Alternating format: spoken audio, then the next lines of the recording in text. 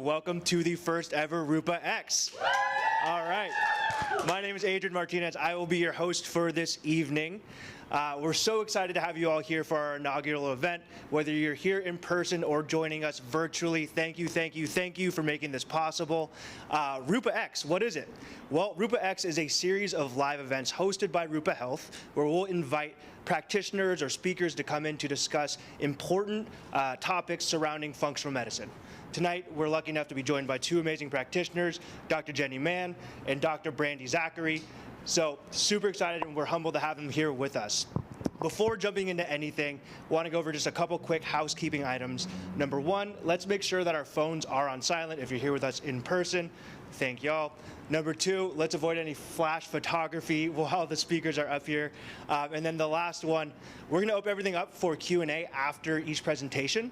So save your questions till the end. If you're joining us virtually, feel free to write your questions in the chat box, and we'll make sure that we ask those questions after each presentation is completed. So with that, I'd love to introduce our first speaker, Dr. Jenny Mann. Dr. Jenny is a naturopathic doctor. She's been practicing for over a decade here in San Francisco. So she's had the opportunity to serve and help over thousands patients. And so the topic tonight is really important and probably one that might be overlooked sometimes. And what that is the patient's mindset when it comes to healing. So with that, y'all, let's give a warm welcome to Dr. Jenny Mann.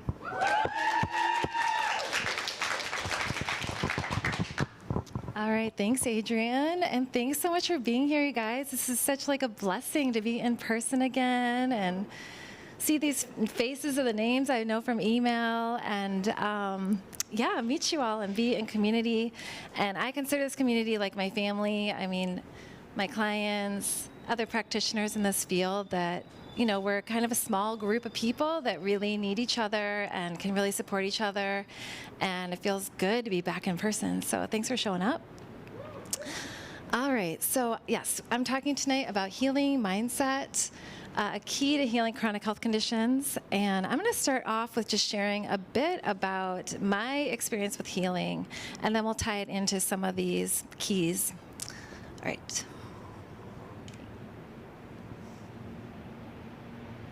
All right, so this is where my healing really started, because this is where my illness really took a turn for the worse. So up to this point in my life, I had had some fatigue, some depression, but it wasn't that bad. And then I was in college. I went on a study abroad program to the Amazon. It was like an ecology program. I was super excited to study like the rainforest and Brazil. And I ended up staying, and part of my trip was in this community at the mouth of the Amazon River, and I stayed with this family in this home. And you can see how the homes are built there, is they're built like on stilts, because that place in the Amazon, it's so wide, it looks like an ocean, and it's so big that it's tidal, so it goes up and down, you know, twice a day. And when it does, it's beautiful. And when it does that, it washes all the waste from the land and all the people into the water. And this is the same water that you're drinking and that you're cooking with and that you're swimming in and you're commuting in your canoe. And I got very sick. So I ended up coming home. My digestion was a mess. And it was kind of like all these things I'd been able to get away with before, managing the energy, managing the mood. I couldn't do that anymore. I was very sick digestive-wise. I was so tired. I had brain fog. I developed like eczema all over my arms and legs, and I was struggling. So it was kind of thing where, like, I remember being on a train once, and I was like asleep on the like tray in the train. Middle of the day, I was walking around the mall, and I'd be like, "Where's the bathroom?" in case there's like an emergency. It was just like kind of just getting through life as opposed to really enjoying life, and I spent a decade doing that. And my primary care doctor was pretty much like, well, here's an antidepressant. You can go on that, and that's kind of what we have for you.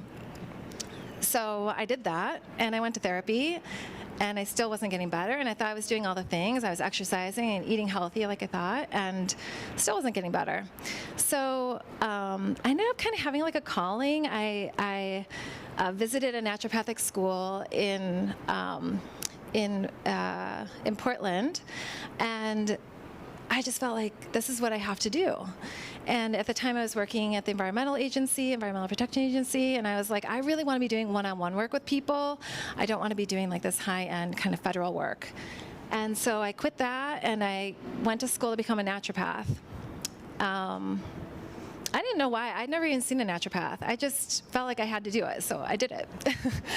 And thank goodness I did. So my first year in school there, we had to go to the clinic as a client and to practice being a patient and get that experience. And I went and told them about my fatigue and my issues. And they're like, well, let's test you. And I got test results back, and it came back with Hashimoto's hypothyroidism. And I felt very like mixed about this diagnosis. Part of me was like relieved and kind of felt affirmed that it wasn't just that I wasn't doing enough work on myself or I wasn't doing things right. It was like, okay, there was actually something going wrong. So there's relief in that. And then there was this very like a devastation actually of getting a diagnosis like that. I had come from a family of autoimmune. So my grandpa had psoriatic arthritis, my aunt had rheumatoid arthritis, my cousin had rheumatoid arthritis, and I had seen like the pain and devastation that can happen of these chronic conditions that conventional medicine really has no answer to. And here I was, and I kind of found myself in this place where I was facing a similar thing. So I really had to kind of sit with that. And I was advised all sorts of things from people. So the naturopath I was seeing at the time was like, well, you just go on thyroid medication, and that's pretty much all you can do, and that's it. And then people I told, they're like, Jenny, why are you taking this so like deeply? It's just a thyroid issue. Just take thyroid medicine, and you'll be over it. And that like didn't really work for me. I just wasn't satisfied with that. For me, I was like, something deeper is going on here that I really want to respond to, that I really want to address, that I really want to be in contact with. I don't want to just kind of take a pill and try to fix this and move on. To me, it was like, autoimmune conditions didn't used to exist as much as they exist now. So why is that? And I have this family pattern of autoimmunity, and why is that? And those were kind of the deeper questions that I felt I was being called to look at and respond to and answer in my life, as opposed to just kind of just taking a pill, I guess. And so that's what I did. Luckily, I was in my first year of school, so I had this kind of like diagnosis and lens to really examine everything that I was learning, and I really looked at it from all the perspectives that I could while I was going through school. And I did all the things. I did the diet, changed the diet. I cleaned up my gut and all the SIBO and the parasites I'd picked up in Brazil there. And then I cleaned out mercury that was in my body. And then I did all the things, and it worked. It was cool. I mean, my energy started coming back. My brain fog started going away. I felt more like myself. I was learning so many things about life and how all the body works and how autoimmune works. And I started feeling better, and my antibodies started going down and down and down and down. They were up in the 300s, and they just started going down, and now they're non-detect. And that's so cool. I mean, that's so cool that you can do that you can change something, a pattern that you're like taught is like an unchangeable pattern, and you can change it. That's awesome. Okay, so that's pretty exciting. And then I thought I was done. I was like, oh yeah, I did the healing thing. I'm just gonna go on with my life and I'm done. No, that's not like what the universe had in store for me. There was a car accident at 35 with a concussion. There was a bike accident 2 years later, flew off my bike, broke my helmet, another concussion. And then for my 40th birthday, I got a diagnosis of stage 4 endometriosis, and had a rupturing endometrioma, or like a cyst on my right ovary that required surgery. So I was being tasked really time after time after time after time. I mean, hopefully this is the last. I don't know if my learning is done yet, but to learn how to heal these things that are like considering conventional medicine to be kind of unhealable or unchangeable. And I think part of the mindset importance around that was really to own that this is part of my path, to own that this is part of my learning, to own that this is part of like my purpose and what I can give back to the world is through this learning about healing. And as opposed to really resenting it, which I have at times. So that's where a lot of my wisdom for tonight comes from. It comes from my experiences. It comes from the learnings through my classes and my courses. And luckily, all that was able to be responded to and move into more of the potential of who I am so that I can practice, I can see clients, I can live my life and enjoy it. And so that was the birth of the clinic I work at, which is Nova Wellness.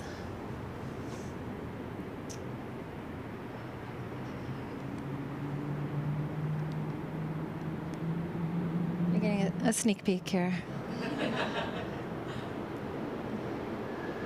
Okay. And so at Nova, our focus is really on helping people to heal from chronic health conditions like autoimmune and thyroid and digestion. And you know, I think I also, in my career earlier, I worked for One Medical Group, which is like a large integrative primary care group, and really got to experience what it's like to be in the conventional system, both as a client and as a practitioner. And my role there was to really see clients when they kind of hit a dead end with conventional medicine and moved into something, you know, trying something different. And for people, that's a big leap. For many people, that's a very big leap to be used to going to the doctor, being given a pill, being told, you can fix this, into, no, we're going to look at what your body's doing. We're going to work with it. We're moving into more of a healing path for you, a holistic healing path. And that leap is can be very big for people. It's very different for people. It's different than what we're taught culturally, where we're all looking for kind of quick fixes, and Amazon tries to deliver everything the next day. And healing is a very different pace and cadence than that. And so the thing is like, when you go with this type of medicine, the payoff can be enormous. You know, for me, it was the difference between like just fighting to get out of bed every day and enjoying my day. For my clients, it's the difference between, you know, being on a thyroid medicine, still feeling like crap, to like actually feeling good in their body again. So the payoff can be huge. You know, I had clients who all of a sudden they can work twice as much as they used to be able to and really provide for their family, or the brain fog goes away and they can really be like present to their children. And so the payoff can be enormous, but the leap for people is really big. And I think that we don't talk about that enough with our clients if you're a practitioner. You know, we talk about the diet, we talk about the testing, we talk about all the fun things, you know, we think they're fun, and the low-dose naltrexone, all the things. But there's also this like relationship that you have to have with the healing that you're doing. And I will say, like, to go through multiple chronic illnesses like I have and move through them, I've been all over the map with my mindset towards that process. Sometimes been like really in harmony with it, sometimes really struggled with it, sometimes really resented it. And you know, I want that struggle with that process to be a little easier for my clients than it was for me. So we're going to talk about a few of those tips here tonight. I'm sure in your own healing experience, or if you're a practitioner, in your own experience, you have learned wisdom as well. But we'll go through some of the main ones tonight here.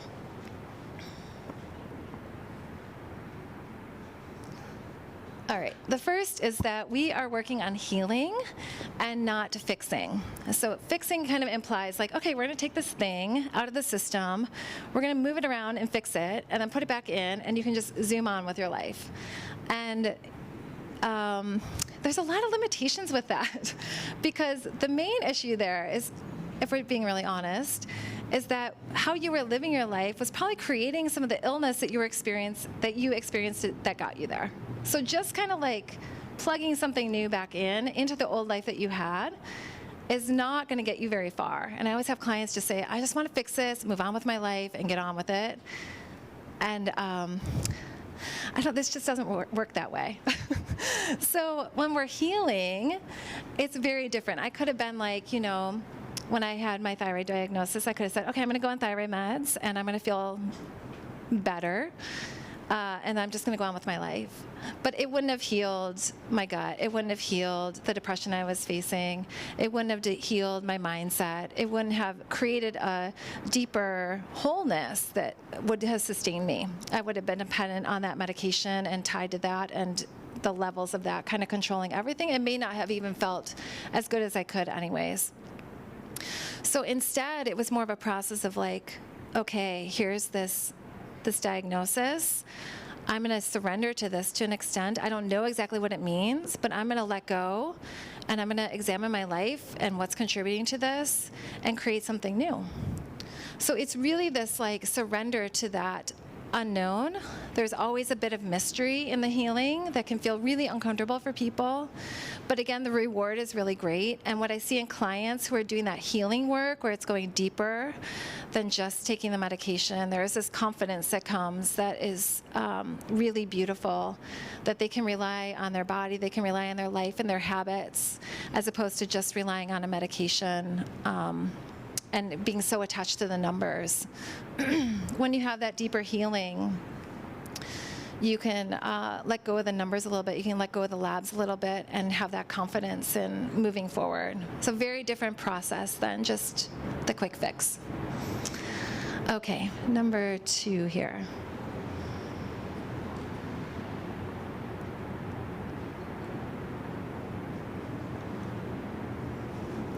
Okay, your body is your friend. And the opposite of this is when you are just resenting the hell out of your body and you feel like your body is betraying you and your enemy, and it's not out to help you at all. And that can happen a lot with people with chronic illness. They can feel like there's a betrayal of their body against who they are, that it is not letting you live the life that you want.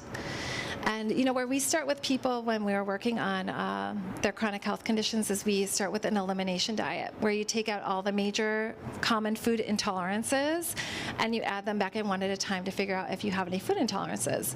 Now, this is very important. This is an important piece of the healing, but there is like a motivation underneath that initial motivation that we're going for there. And part of that is this process of befriending your body. And instead of seeing those symptoms as like messing up your life and controlling you and creating hell for you, you are starting to look at those symptoms as communication from your body.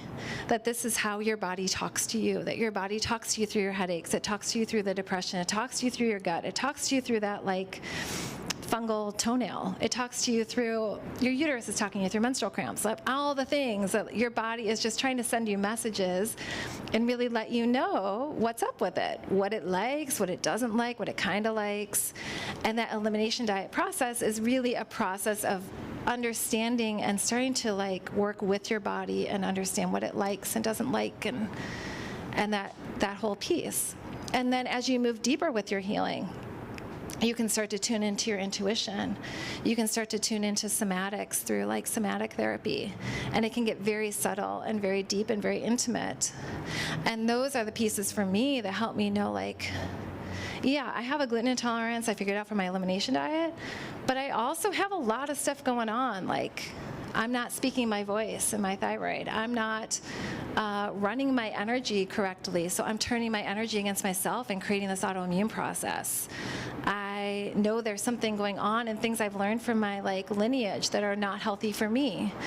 So it's a much deeper process, and for me choosing the Hashimoto's as like a friendly message from my body as opposed to betrayal, listening to that and getting alignment with my body has probably been like most profound, deepest learning of my life, because it caused me to reframe everything, to understand that when my body's not happy, there's probably something going on where I'm not in alignment with my life.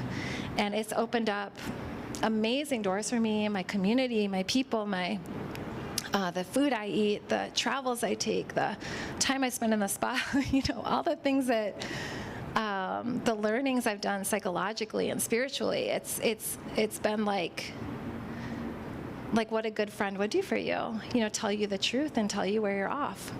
So that piece is just enormous, and coming back to that again and again and again, and even when it gets hard.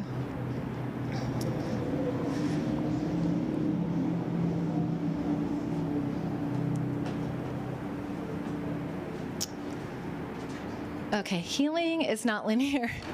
Okay, it's not linear at all. So people think, I'm just gonna go from A to B and I'm gonna take these steps and I'm gonna get there. That's like really far from the truth. So when I look for truth, I tend to look to nature. And the example here we'll use is one of the butterfly.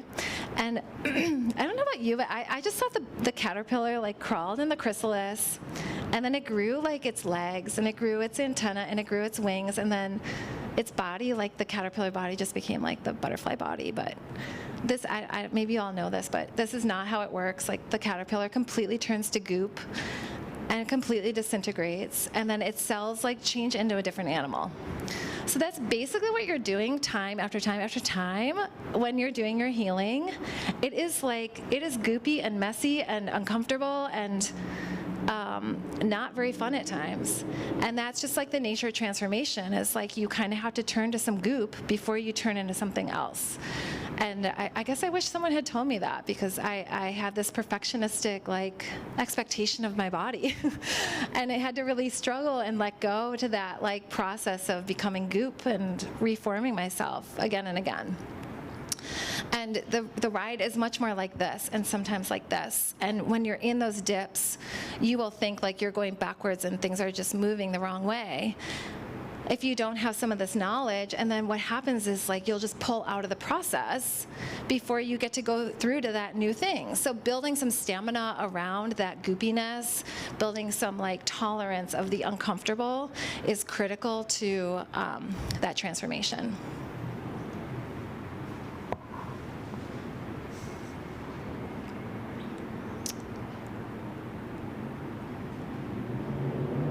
Okay, healing is a process of creation.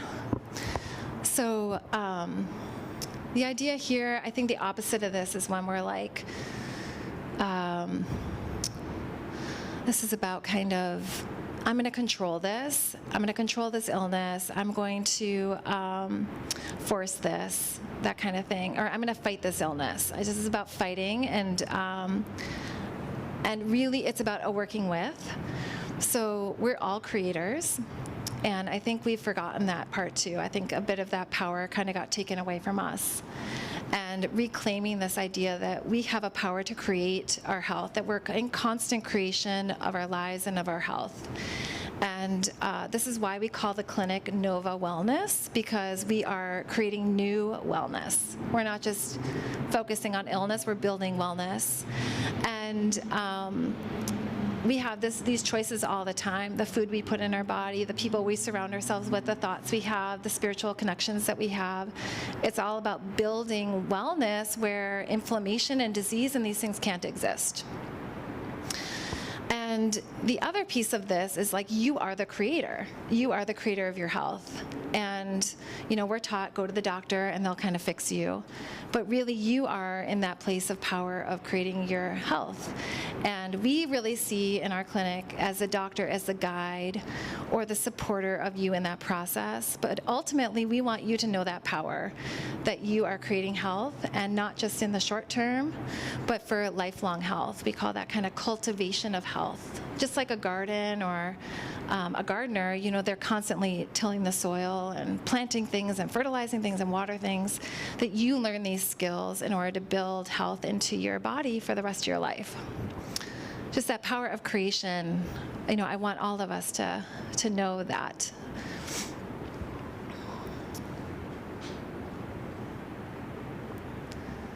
Okay, healing can be pleasurable.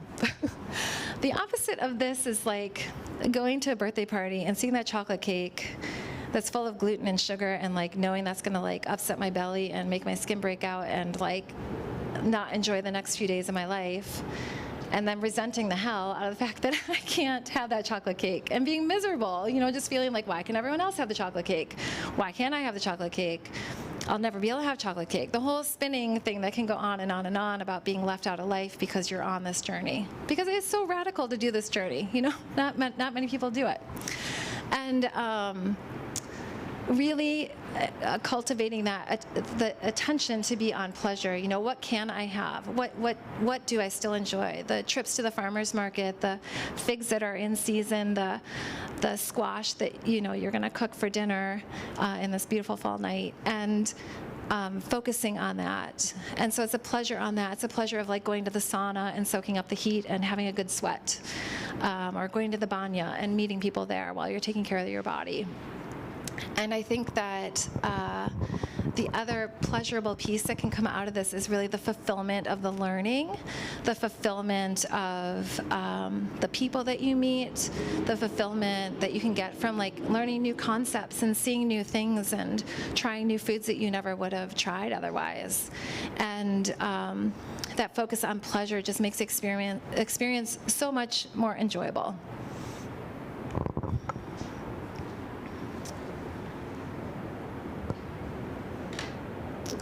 All right, so those are kind of, just the top tips. There's so many more that I think play into creating health and that relationship with building our health and building wellness. And I'm sure all of you, through your own personal experience, whether you're a practitioner or someone who is working on their own health, has wisdom and pieces, things that you've learned through your process too. And I just really, if you are a practitioner, I just really encourage you to share your experiences with your clients so that this process doesn't feel so, it can feel so awful at times if you're not in right relationship with it. So, not being afraid to share your experiences, your wisdom with working with clients. And, if you are in the process, not being afraid to share that with people who are also going through. That's part of the reason why at Nova we really do a lot of work in community, because people get to learn from each other and share with each other with their wisdom that they're like learning as they go through this. So, if you are someone in the process who needs more support, we are taking clients and we'd be happy to support you in that process. And you can find us on the website. We have free consults where you can come in and talk with us and see if it's a match for you. And if you are in the healing process, I wish all these things for you. I just wish that you have pleasure in your experience. I wish that you are doing your healing, that you're learning from it, that you're learning how to create in your life. And it's just been such a pleasure being with you tonight. Thank you for listening. Thank you for bringing your attention. Thank you for gathering in this time where we haven't been able to gather for so long. And I just deeply appreciate you. And thank you, and have a beautiful night.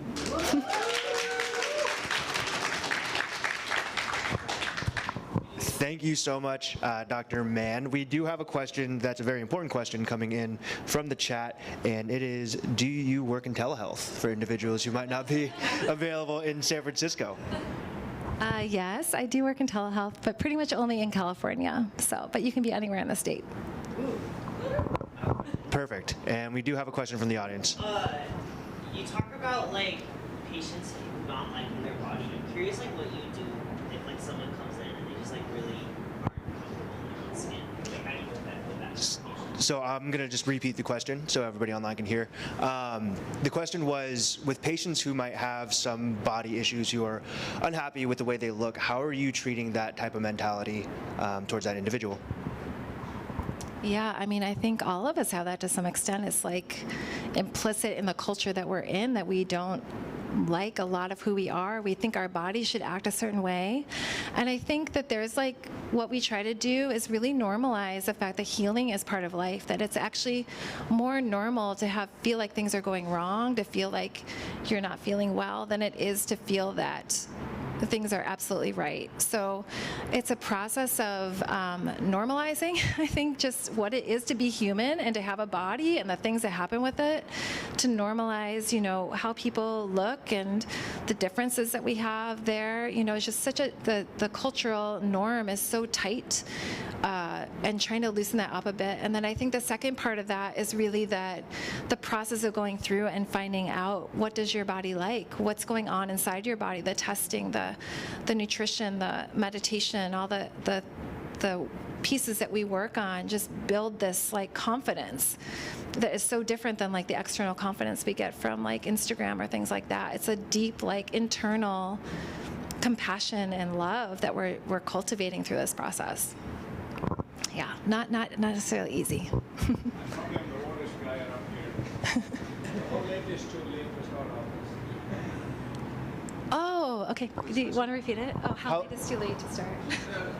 Yeah. We had a question from, in his own words, the oldest guy in here. How late is too late to start? Okay, never. It's a never. Thank you for asking. Yeah, I think this process gets opened up for people, like their tipping point. You know, for me, it happened pretty young, but other people's tipping points or whatever brings them to this can start, it can start, people talk about this starting in hospice, this process of like loving yourself and accepting yourself and knowing yourself. So it can happen at right up to the end, any point. Amazing. Any other questions in the audience? No. Okay, perfect. Let's give it up one more time for Dr. Mann. That was so amazing. Thank you so much for that amazing presentation. If you need to get in touch, we'll share the slides, but our next presenter coming up is Dr. Brandy Zachary. If you're familiar with Rupa Health or any of the content that we've put out in the past, Dr. Zachary and Rupa, we work very closely together, so we're super excited to continue to build that relationship together. If you're not familiar with Dr. Zachary, she is the clinical director at Body Love Cafe. She is one of the lead instructors at Functional Medicine Academy. We're super thrilled to have her here with us tonight to discuss advanced gut health. So let's welcome Dr. Brandy Zachary to the stage. Thank you. Thank you so much. Hello, everyone. It's nice to see you. All right, where am I pointing this to make it work? Just so does anyone know? Back there. Okay, great. So if we haven't met before, I'm Dr. Zachary, or just Dr. Z is what we do the lazy way. And I'll tell you a little bit about myself, but mostly I'm going to tell you about gut health, and I'm really excited. And if that doesn't sound exciting to you, I promise by the end, you're going to be talking to everyone about gut health at the most inappropriate times. I'm thinking maybe Thanksgiving dinner would be a good time to bring it up, okay? So I have some good charts for you. So we're going to start with belly aches and being bloated, right? A lot of people have belly aches and they feel bloated, and some people think, maybe that's not that big of a deal. Well, we're going to get into it a bit. All right, here's the disclaimer, especially for all my friends who are watching, right? This is an educational class. Doesn't mean we have a patient-doctor relationship, so make sure you talk to your doc and stay informed. That being said, this is awesome information. All right, so here's the exact order of topics. I like to keep it light, just a little bit for tonight. Now we're going to get through everything on the left, and then we'll do a live Q&A. And those of you that have the privilege of downloading this later, you're going to get all the bonus slides on the right. But we'd be here till tomorrow, so we're going to keep it a little short. This is about me, and I'm not going to say much, which is why I put most of it just up there. And I already had a lovely introduction, so thank you. I would say that, like Dr. Mann talking, you can always tell a doctor that does what I call go through the trenches with their patients. You know, someone who's actually practicing and gets it. They've been on their own healing journey, and they don't just like do what I call a shock and awe campaign. You know, bring some people in, they spend a lot of money, flash some things at them, and they're gone. But they actually stay with them through that whole up and down, you know, hills, plateaus, and what I call the swamp. You know, that journey of really getting well and healing. I understand that too. I think a lot of people in functional medicine do, and that's how we ended up coming to it. Something wasn't working, something wasn't right, and we had to go deeper. For me, it was a big illness that put me out of a previous career. That was my book published by McGraw-Hill out of New York. I spoke all the time. I had a client list of 20,000 that I taught how to run businesses, and I was having a lot of fun. I thought that's all I'd do. And then I got sick out of nowhere. Well, I could tell you exactly how, but that's like another conversation. The point is, I was declared permanently disabled. I was in bed 22 hours a day, and I was getting a medical treatment at the hospital every 3 weeks that cost $720,000 a year. And they said I'd need it forever. So it was not a lot of fun. So I read the internet, and I read PubMed, and I went back to school, and I reactivated my license as a DC so I could start ordering my own lab tests. And that's why I love lab tests, is because why guess when you can know? And once I knew, I got to come back to the land of living, founded Body Love Cafe, which grew so fast we had to have 2 expansions in the same year, went from 4 walls to 22 walls and multiple practitioners. So I'm a big fan of functional medicine. I think it's awesome. All right, let's get in here. All right, so what's the problem? She looks like she's in a bit of pain. Just a little bellyache and bloating, right? Do any of you have those tough love parents? Walk it off, right? Things are getting a little bit tougher now. You can't just walk everything off. And I want people to think that some of these symptoms that are common aren't necessarily normal. Okay, so I'm sure we don't have to raise our hands, but I'm sure everyone has had some. So what has changed, right? Because I don't know if you've noticed, maybe just in your health, or maybe just like great-grandparent to grandparent to parent to now the baby's being born, we're starting to see a lot more of certain conditions, allergies, a lot of chronic lifestyle illnesses. So what is different? Well, a little bit of everything. So our food supply has changed. Like, we didn't used to have organic. Food just was organic. We grew it, or a neighbor did. So making things have a shelf life really impacted our health. The number of pesticides that we're exposed to, there's 80,000 chemicals approved in the United States. So a lot of those weren't a thing that we had to deal with in the past. Some of our hormone issues, a lot of people are having thyroid conditions. I've taught classes just on that. Why is that happening? Why do people even understand or talk about a hormone imbalance? What about autoimmunity? These are things that were very rare in the past.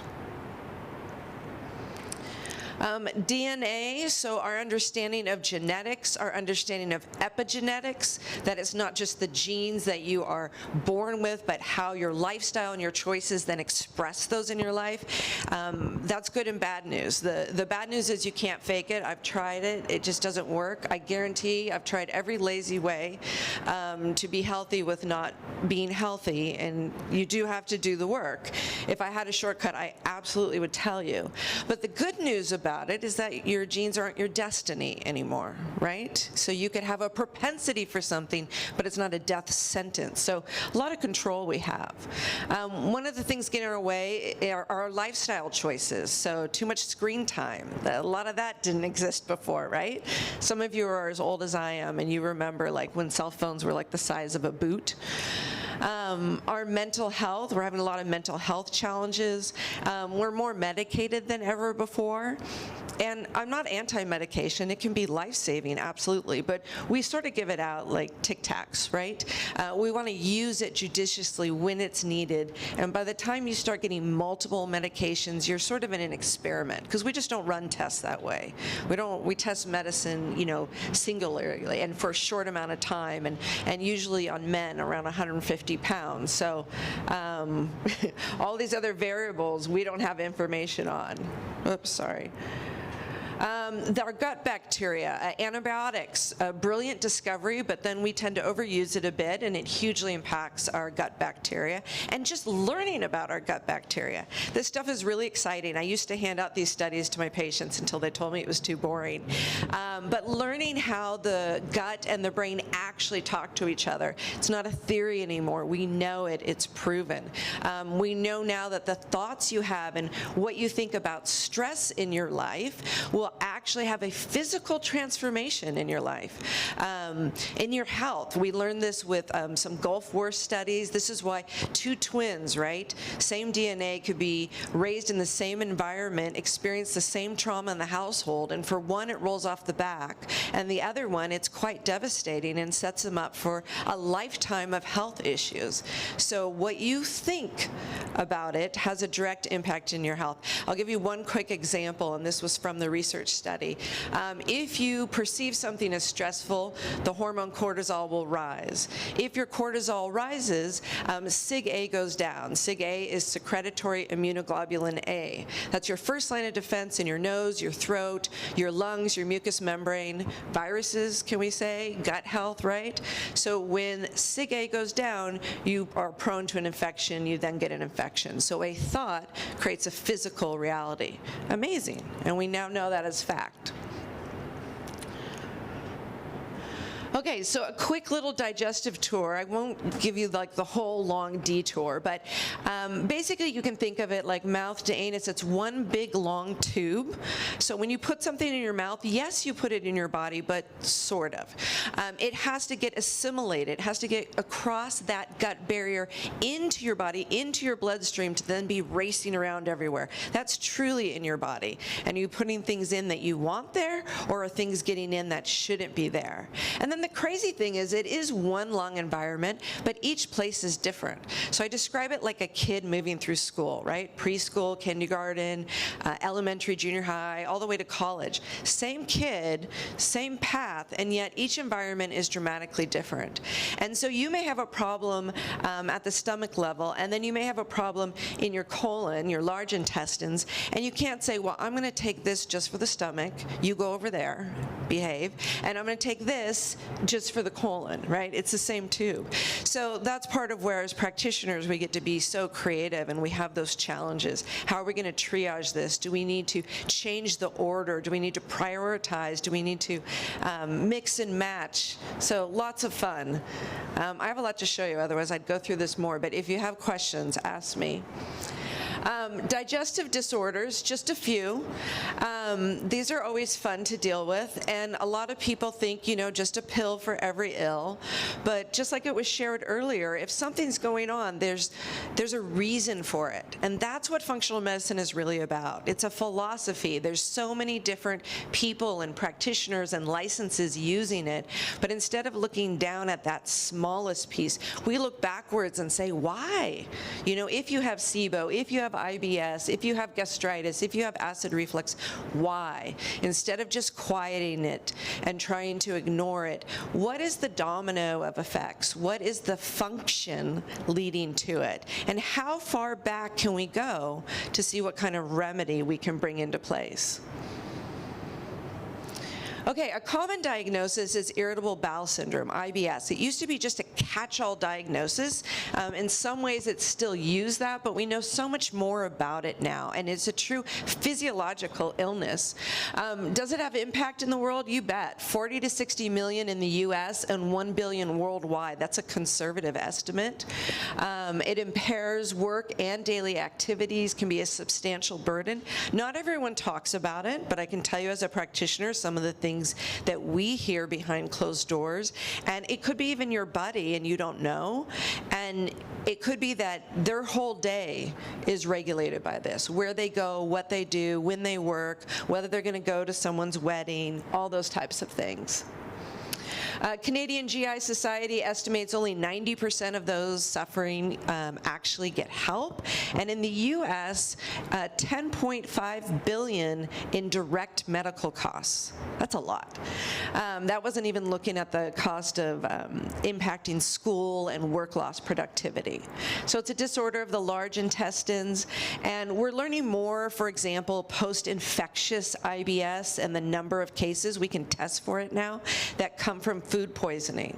So a lot of people have had a bout of food poisoning. Some don't even remember it. Some think it's not that big of a deal, but it can actually cause permanent changes. It can actually cause an autoimmune condition in the colon. And about 50 to 85% of IBS cases are actually SIBO.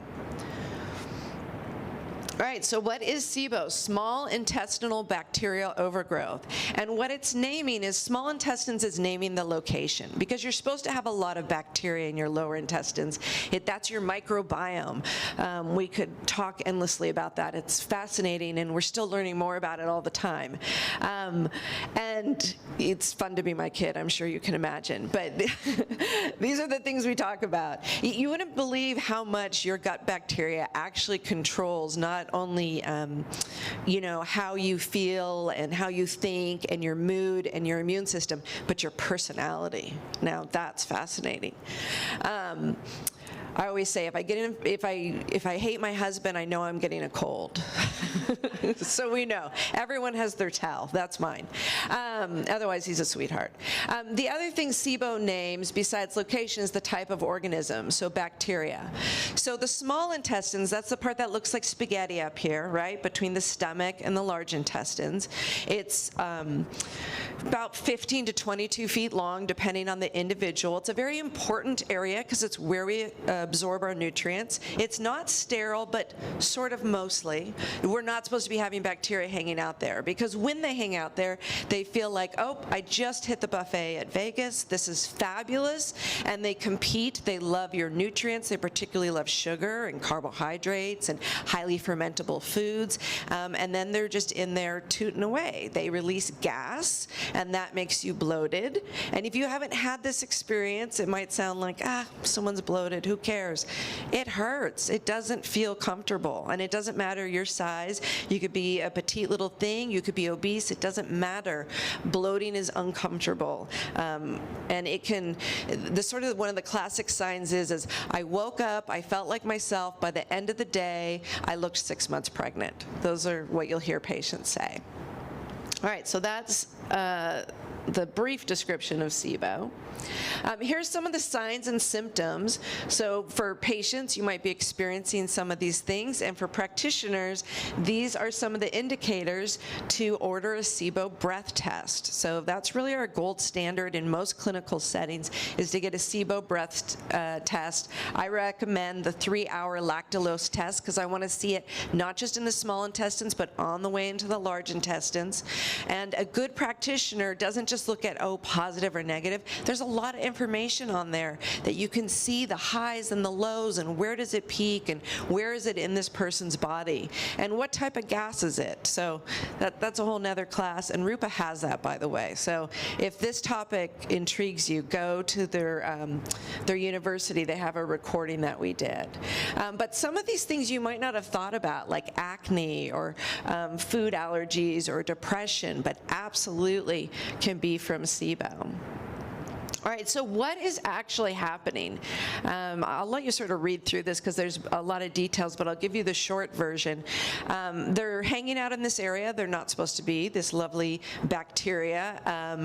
The bacteria releases hydrogen gas. There's a bacteria-like organism called archaea. They release methane gas in the small intestines. There's a third, but we'll save that for another day. And they're eating that food that I said, and they're releasing these gases, and that's why we do a breath test, is because when they release the gas, which, by the way, hydrogen and methane gas, we don't make it.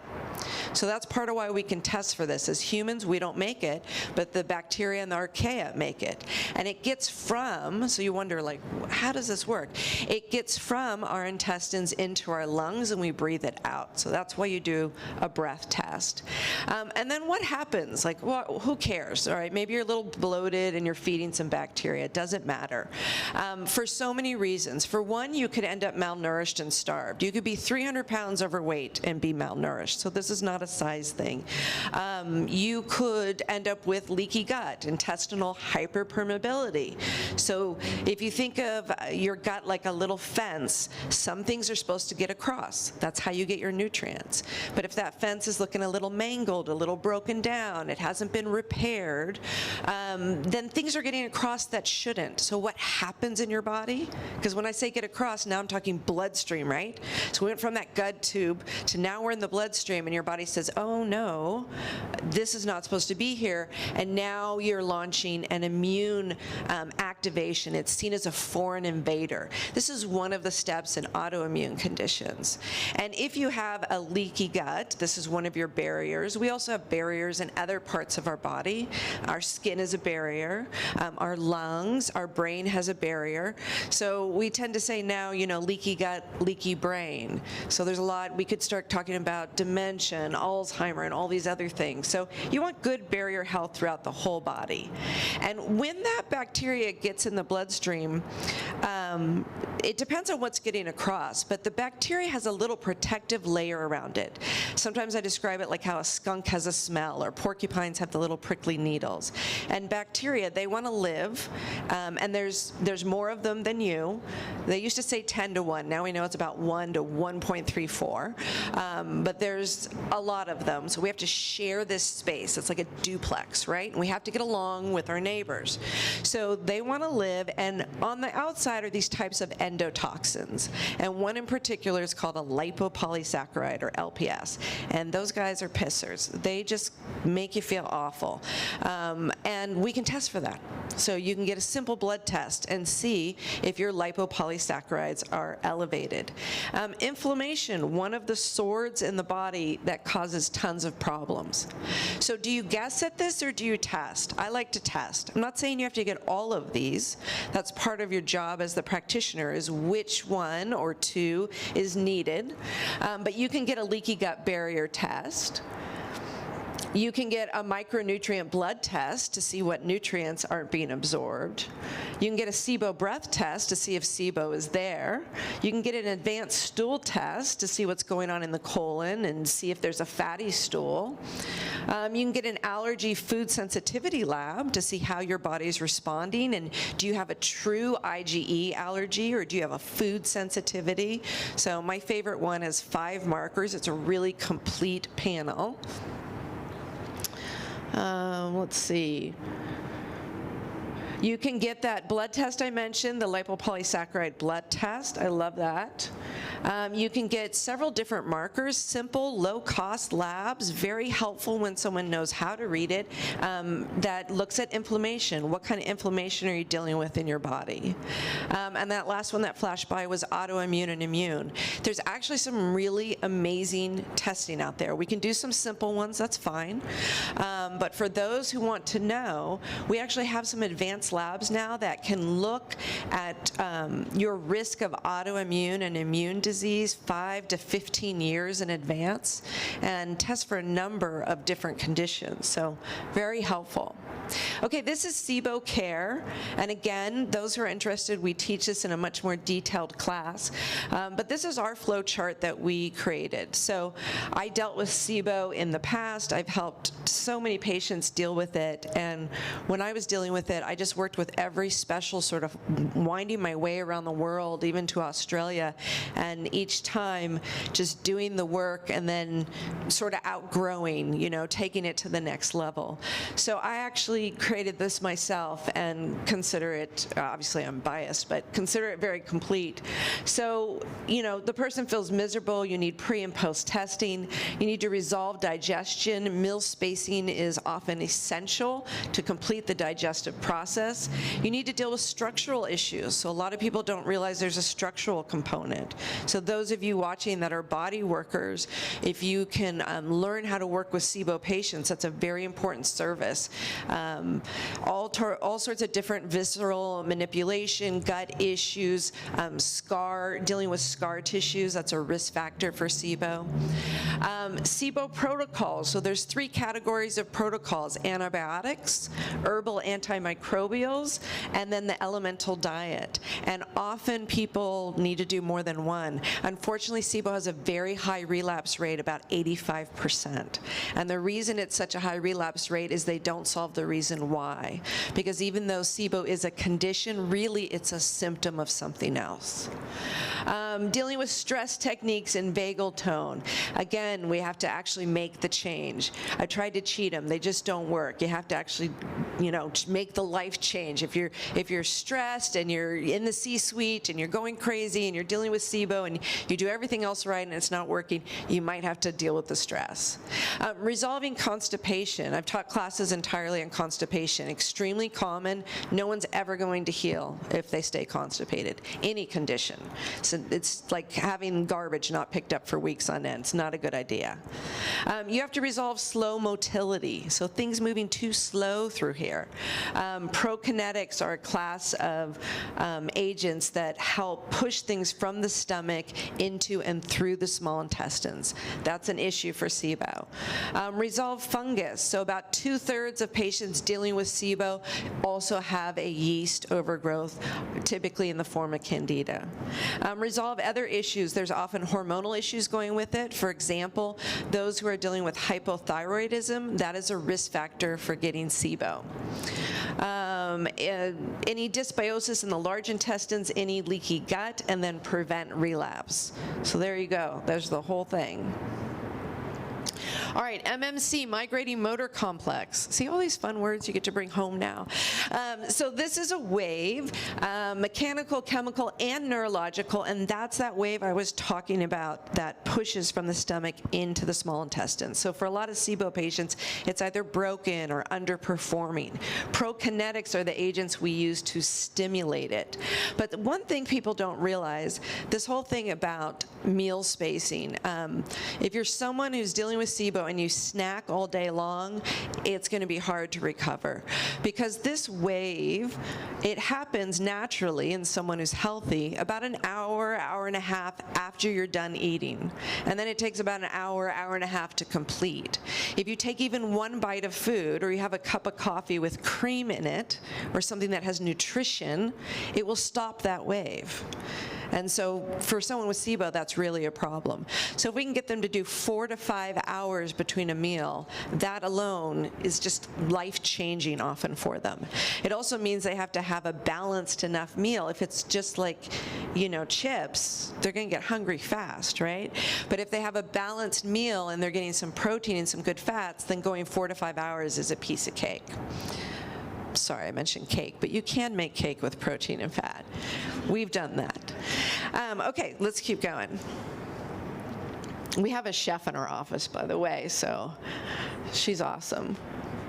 Oops, I skipped one guy.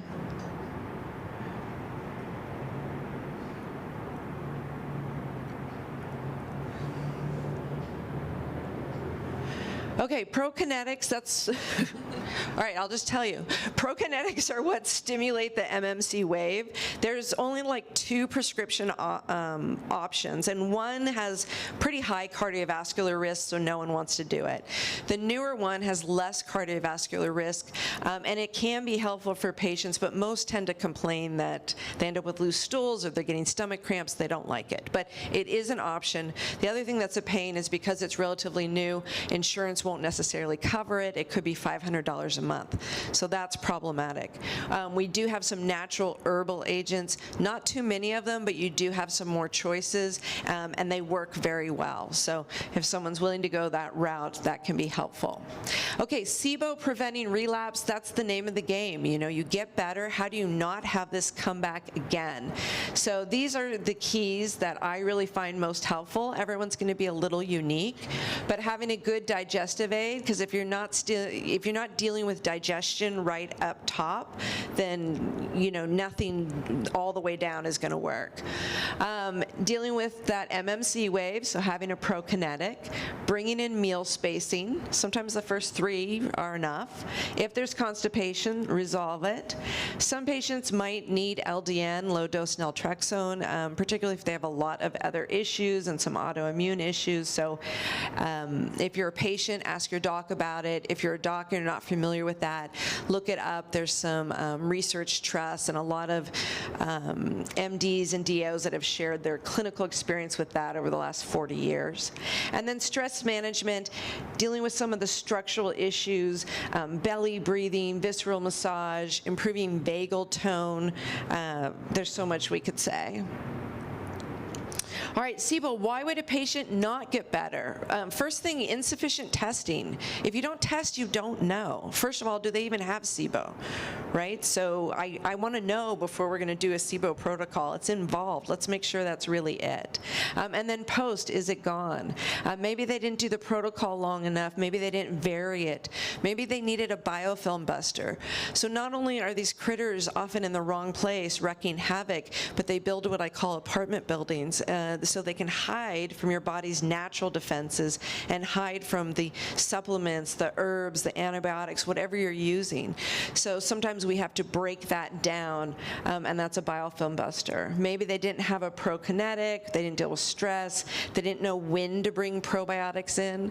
Probiotics are something people are aware of now, but they're not always for everyone, or they might not be in the beginning, it might be something later, and also specific strains matter. So I won't name stores, even though we're really close to one of them, but if you're buying your supplements from those places, chances are you're not even getting the real ingredients. It's just a waste of money. So, get quality or just don't even bother.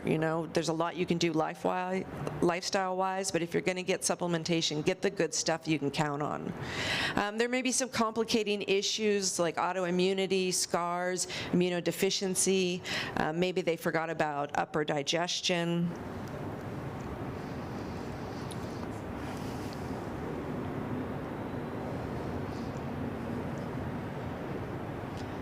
Okay, so what's next? Options for support. So hopefully this got you a little bit interested.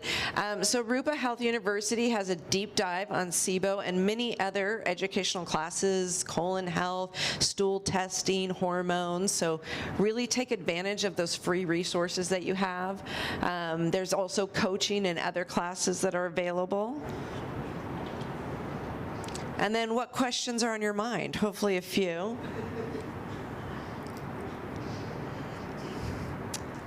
And then we'll do Q&A. Maybe you guys can just press it to the next slide. There you go. All right, thank you so much.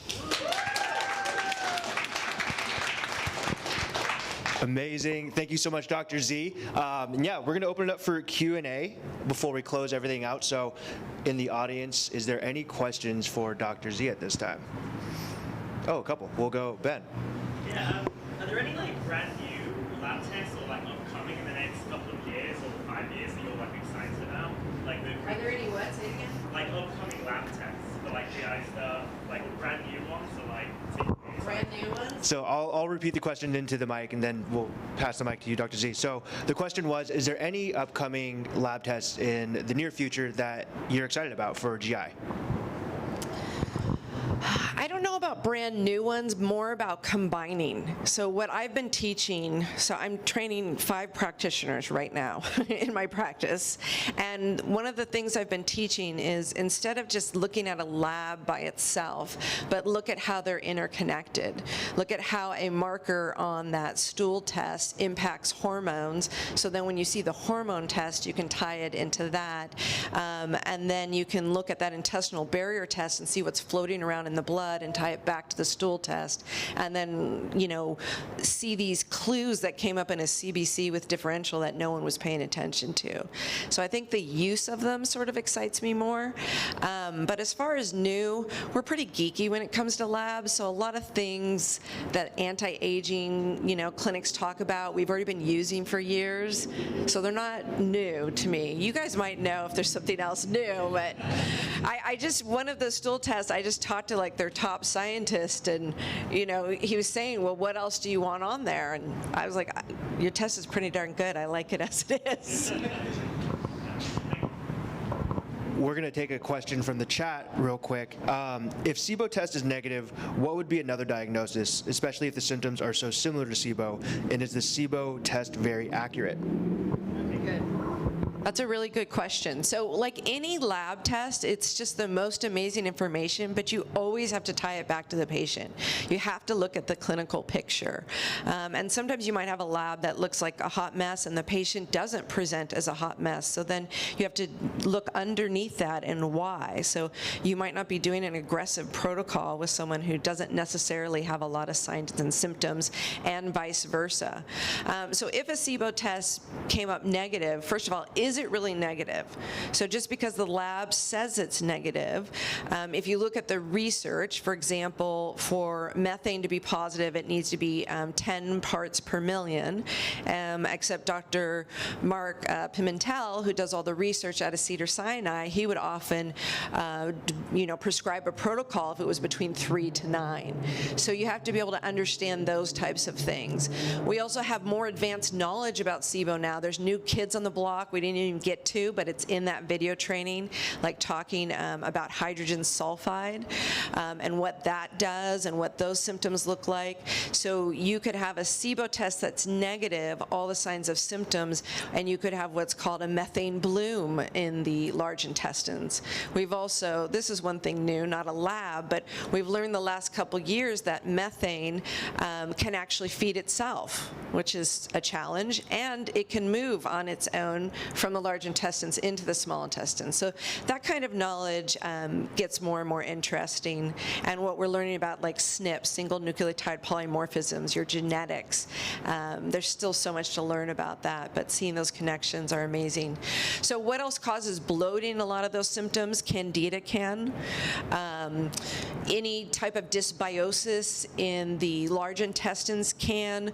Food allergies and sensitivities can. Stress can. So you do have to do a bit of a differential diagnosis and dig a bit deeper. And then also, let's say you had a SIBO test that was negative, but you had a stool test that showed H. pylori and Pseudomonas and possibly Candida. We're actually seeing in the research how much those are tied to SIBO.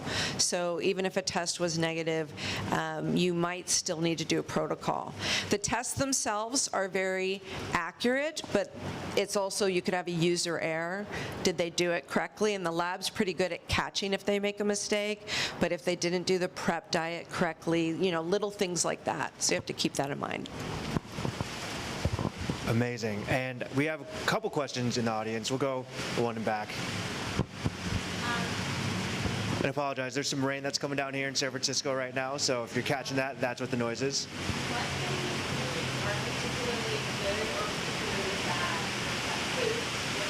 So the question was, what kind of food are particularly good or particularly bad for gut health?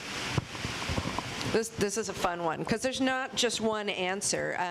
In our clinic, we use 30 diets or meal plans, and we don't even expect the same meal plan for this person. We expect one to start and help have them move through phase one, and then they might need something later. Certainly not the same meal plan for like everyone at this table. If there was nothing wrong and we were just going to talk about feeding gut health in general, we would say, you know, having a very balanced diet, eating fermentable foods, getting appropriate fiber from veggies and, you know, things like that. But if you say that to a SIBO patient, they're going to feel miserable in most cases. So you have to really get specific. A lot of SIBO patients, we actually created a custom diet. I gave it in the bonus slides for you. It combines low FODMAP, which looks at a lot of the highly fermentable foods in the small intestines, and the specific carbohydrate diet and our clinical wisdom. So we share that. If someone had hydrogen sulfide, it's the exact opposite. They actually do better on a vegan diet, particularly for a certain amount of months. They have problems with sulfur. So sometimes I've had vegan patients where they started eating that way because it felt better, and they thought they were making a philosophical choice and didn't realize they were self-medicating an issue. And when we were able to resolve that issue, it's their choice, but they might have been able to bring protein back in. So depending on the gas, very different meal plan. Yeah, amazing, great question. And then we have time for one more question, maybe two more. So I wanted to know, when you're doing these tests to find out what's going on inside the gut, are you looking at it as a moment in time with whatever the patient is taking, the medication and supplements and the regular diet, or are you asking them to discontinue things that they're taking and putting them on a specific diet to be able to look for what you're looking for? Yeah, so that's a really good question as well. So the question was, when you're testing a patient and you're looking at the results, are you looking at just a snapshot, like a exact time frame of what they're eating, or are you looking at it over a period of time, or are you doing an elimination diet? How are you interpreting these results? So very good question, and most blood tests, like, that's a moment in time, right? It could be different that afternoon or the next day. You can be very intentional with it, though. Let's say you were going to get a thyroid panel, which is a blood test. If someone was on medication, you could leave them on the medication and test the thyroid panel to see what are their levels medicated. Or you could take them off of it for a few days and then test it and see what are their normal body levels when they're not on the medication. So we will be very specific in that way. If we were going to do a stool test, we would make sure that they were not using digestive aids, they were not taking probiotics, they were not doing things that would impact it, because we want a base level. If we were doing a SIBO breath test, there's a prep diet so that we're not intentionally or unintentionally feeding that bacteria. So it's mostly like protein the day before. And then when they drink the yucky lactulose, which tastes very sugary, you can track how those bacteria are being fed as it moves through the body. So SIBO test I tend to see more accurate for where they're at and where they're going to stay until a change is made. But once a change is made, you want to retest. A blood test, you know, it just depends on what's going on, what we take in and out. That's definitely a moment in time. Yeah, we've actually got a couple questions back. We'll go with the...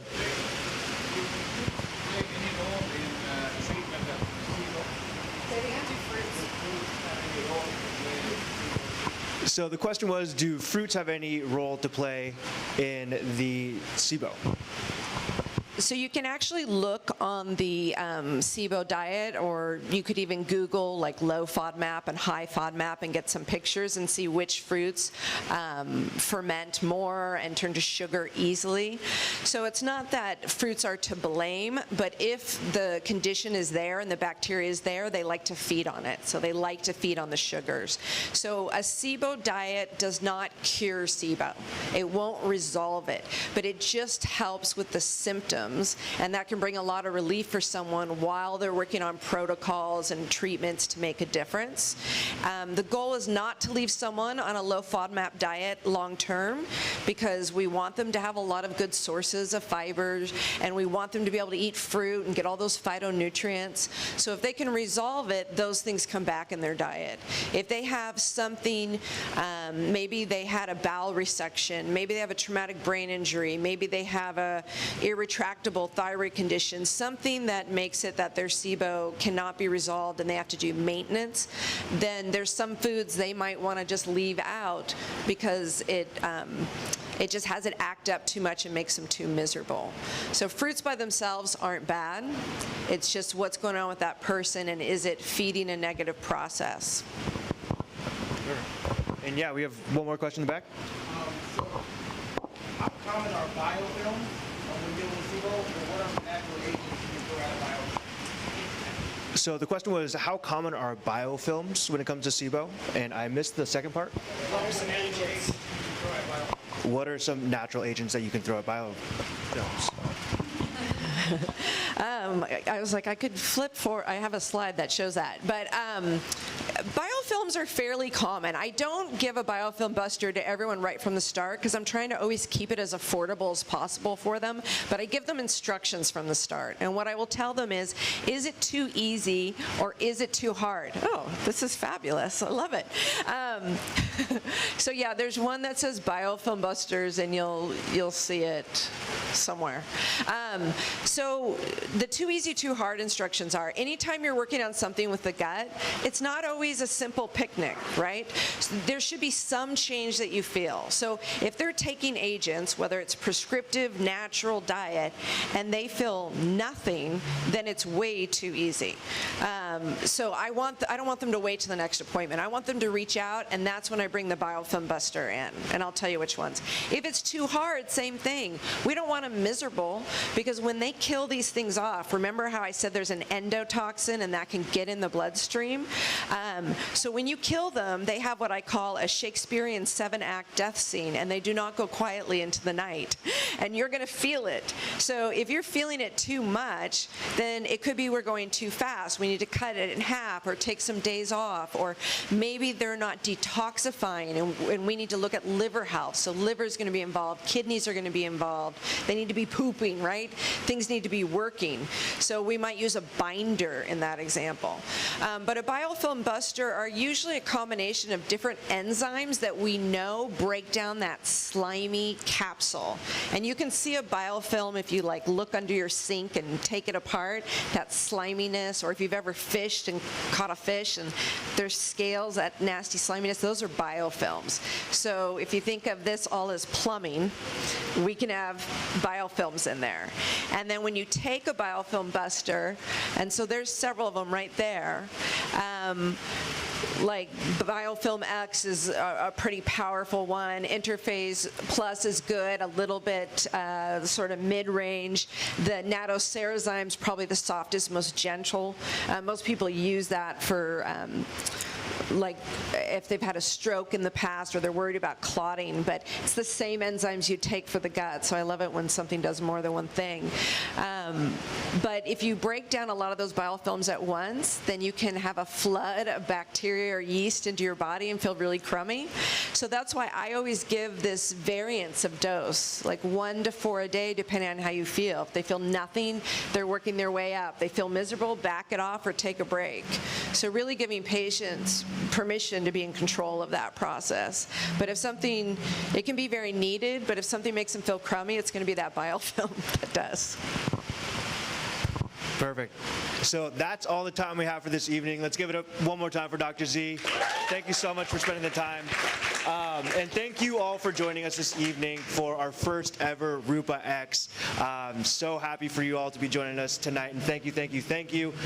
One final thing, if we actually get Dr. Z and Dr. Mann up here for just a moment.